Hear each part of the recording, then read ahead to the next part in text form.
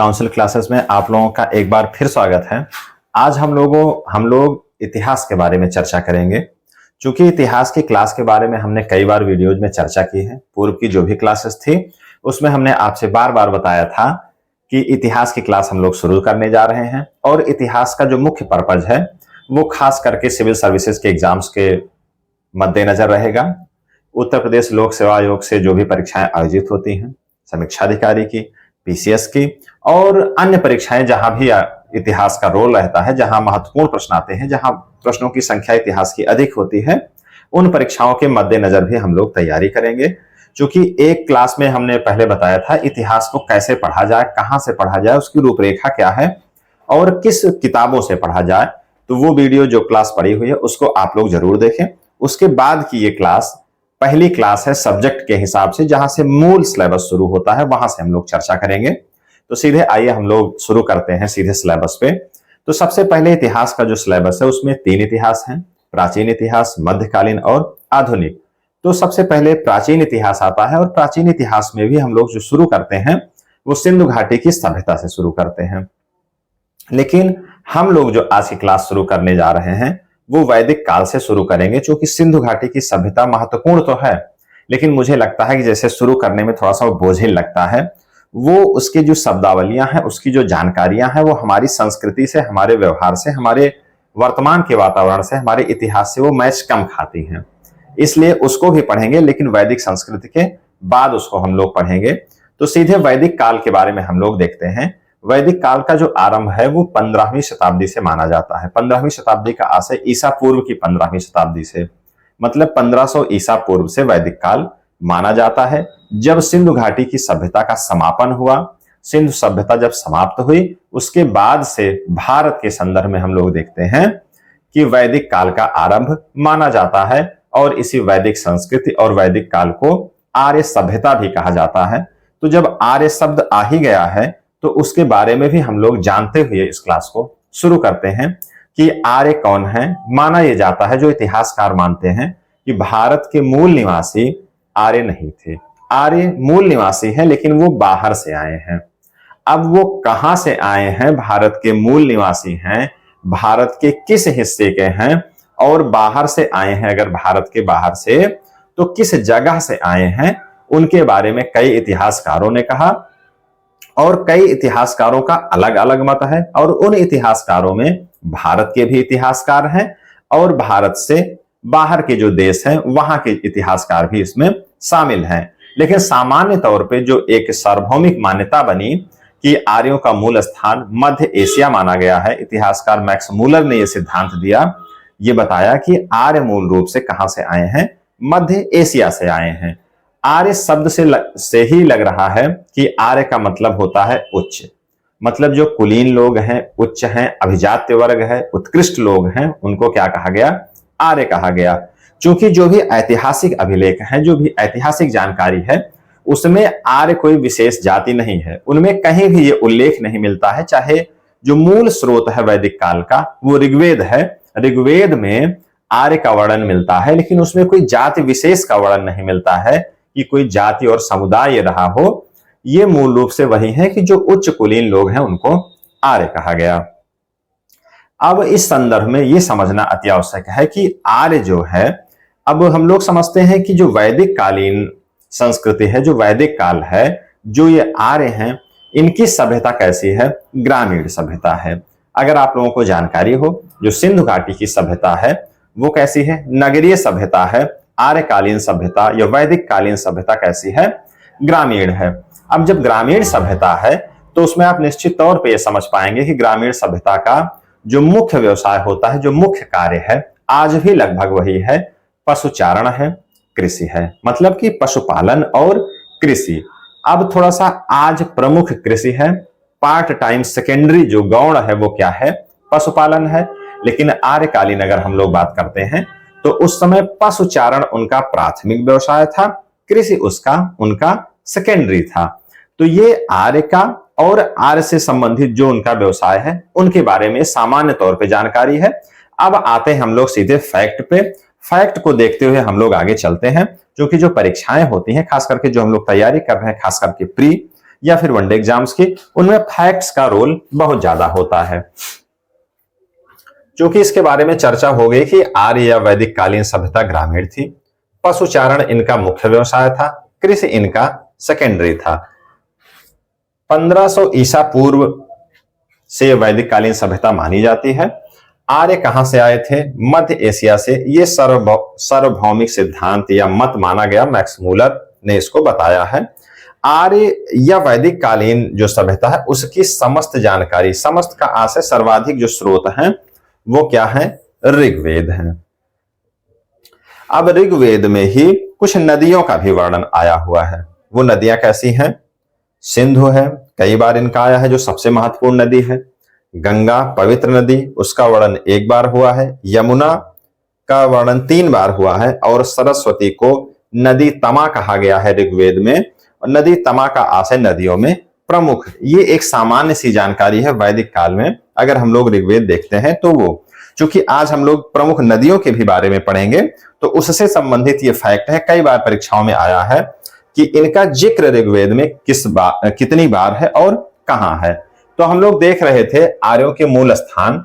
अब इसको हम लोग पढ़ लेंगे। ये कई बहुत महत्वपूर्ण प्रश्न आते हैं यहां से कि जो इनका मूल स्थान है वो कहां है और कौन से विद्वानों ने इसके बारे में मत दिया है। सबसे ज्यादा मिलान करने का प्रश्न यहीं पर आता है। तो जो एक प्रमुख सिद्धांत है कि आर्य उत्तरी ध्रुव से आए थे, ऐसा कहना है बीजी तिलक का, मतलब बाल गंगाधर तिलक जी का कहना है कि ये लोग कहां से आए हैं? उत्तरी ध्रुव से। तिब्बत से स्वामी दयानंद जी कि तिब्बत के मूल निवासी हैं। ब्रह्मर्षि देश पंडित जीएन झा। देविका प्रदेश मुल्तान से बताया डीएस त्रिवेदी जी ने कि आर्य इन प्रदेशों से आए हुए हैं। कश्मीर के मूल निवासी हैं। कश्मीर और हिमालय के जो क्षेत्र हैं वहां के मूल निवासी आर्य हैं, ऐसा कहना यल्डी कल्ल का है। सप्त सैंधव प्रदेश के निवासी हैं आर्य। डॉक्टर अविनाश चंद्र दास इनका कहना है। डेन्यूब नदी घाटी, डीपी गाइल्स, डेन्यूब का जो क्षेत्र है वहां से डीपी गाइल्स का कहना है कि ये लोग वहां से आए हैं। दक्षिणी रूस या स्कैंडिनेविया, गार्डन चाइल्ड का कहना है कि ये लोग दक्षिणी रूस और स्कैंडिनेविया के निवासी हैं, वहां से भारत में ये लोग आए हैं। मध्य एशिया, मैक्स मूलर, इसके बारे में पूर्व में चर्चा हो गई है कि मध्य एशिया का निवासी आर्यों को बताया जाता है मूल निवासी। वो उनका क्या कहना है? मैक्स मूलर का कहना है कि ये लोग मध्य एशिया के निवासी है। वहां से 15वीं शताब्दी के आसपास, ये 15वीं शताब्दी जब हम बोले तो उसका आशय है कि 15वीं शताब्दी ईसा पूर्व, वहां से ये भारत में आए हैं। जर्मनी के कुछ हिस्से से, जर्मनी के जो मैदान क्षेत्र है वहां से आर्यों को जोड़ा जाता है। ये कहना है कि इसका प्रोफेसर पेंका का। तो आर्य कहां के मूल निवासी हैं? ये जो है एक संक्षिप्त जानकारी हम लोगों ने प्राप्त की। और जो सार्वभौमिक सर्वविदित सिद्धांत इसमें माना गया, जिसपे अधिकांश इतिहासकार सहमत हुए, वो मध्य एशिया का माना गया, जिसको मैक्स मूलर ने सबसे पहले बताया। तो ये जो जानकारी है ये विकल्प के रूप में भी और मिलान करने के संदर्भ में प्राचीन इतिहास में काफी बार आया हुआ है। उसके बाद जो हमने बताया कि नदियों के बारे में थोड़ा सा पढ़ें। ऋग्वेद का 10वां मंडल है जिसमें नदी सूक्त है। उसमें 19 प्रमुख नदियों के बारे में वर्णन मिलता है। उनमें से जो प्रमुख नदियां हैं उनको हम लोग पढ़ते हैं। प्रमुख नदियां ढूंढने के लिए नहीं आता है कि कितनी नदियां हैं, ये सब परीक्षा में नहीं आता है, बल्कि जो मिलान करने के लिए प्रश्न में आता है कि उन नदियों का जो वर्तमान नाम है वो और प्राचीन नाम उनका क्या था, ये पूछा जाता है। विकल्प में भी हो सकता है और मिलान करने के संदर्भ में तो न जाने कितनी बार आया हुआ है। तो आज की क्लास में हम लोग ये 2 बातें देख लेते हैं। सबसे पहले हम लोग देखते हैं सतलज, इसका प्राचीन नाम था सतुद्री। रावी, इसका प्राचीन नाम था परुषणी। चेनाब को अस्किनी कहा जाता था। झेलम, वितस्ता, व्यास नदी को विपासा, गोमल को गोमती, ये गोमती को गोमल कहा जाता था। गोमती जो है वर्तमान नाम है, यहां से आप इसको इंटरचेंज कर लें। काबुल, कुभा, घग्गर, दृष्टि और गंडक को सदा नीरा, सदा नीरा नदी गंडक का पूर्व नाम है।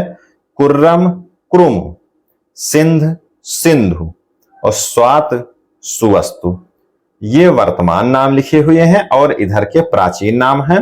मिलान करने के संदर्भ में इस लिस्ट से नदियों के और मूल स्थानों और विद्यानों के संदर्भ में इस लिस्ट से मिलान करने के लिए आते हैं। तो आज के इतिहास के पहले क्लास में हम लोगों ने समझा कि जो वैदिक कालीन संस्कृति है उसके मूल निवासी आर्य हैं और आर्य कहां से आए हैं, आर्यों की संस्कृति कैसी थी, ग्रामीण संस्कृति थी, उनका मुख्य व्यवसाय क्या था, ये हम लोगों ने समझा। और जो नदी सूक्त है वहां से जो 19 नदियों का वर्णन है उनमें से प्रमुख नदियों के वर्तमान नाम और प्राचीन नाम के बारे में हमने देखा। और जो प्राचीन नाम और वर्तमान नाम की जो सूची है उसमें मिलान करने के लिए प्रश्न आते हैं, कई बार परीक्षाओं में आते हैं और कई बार स्तरीय परीक्षाओं में पूछे गए हैं। अब इस बार जब हम लोग दूसरी क्लास लेंगे तो उसमें उन विशेष परीक्षाओं का जिक्र जरूर करेंगे, किस वर्ष में आए हुए हैं और कौन सी परीक्षाओं में आए हुए हैं, जिससे हमको लगेगा जब क्लास खत्म हो तो हमको लगे कि इस क्लास से इतने महत्वपूर्ण हमको प्रश्न मिले, जिससे एक आभास हो कि जो भी क्लास हम लोग देख रहे हैं, ले रहे हैं, जो भी क्लास आप लोग देखेंगे तो आपको एट लास्ट ये आभास हो कि इतने महत्वपूर्ण प्रश्न वहां पर आए हुए हैं, तब आपको लगे कि हाँ कुछ ना कुछ आउटपुट मिला हुआ है। तो आज की क्लास में हम लोग इतना ही करते हैं। इसके बाद अब हम लोग आएंगे वैदिक कालीन साहित्य के जो मूल स्रोत हैं वेदों को, वेद कितने हैं, उनके उपवेद कितने हैं और उनके जो संपूरक ग्रंथ हैं, एक प्रकार से सप्लीमेंट्री जो भी रहते हैं जिनसे वो कंप्लीट होता है, जैसे उनके आरण्यक हैं, ब्राह्मण हैं, जो भी अन्य ग्रंथ हैं, और अलग अलग वेदों के अलग अलग उपवेद हैं और अलग अलग उनके ब्राह्मण ग्रंथ हैं। जो भी बातें हैं वो लोग हम लोग अगली क्लास में देखेंगे, जिससे स्पष्ट तौर पे एक हमारी जानकारी प्राचीन इतिहास के बारे में, परीक्षाओं के संदर्भ में और व्यक्तिगत तौर पे, क्योंकि ये जानकारी हमारे देश से जुड़ी हुई है, हमारी संस्कृति से जुड़ी हुई है।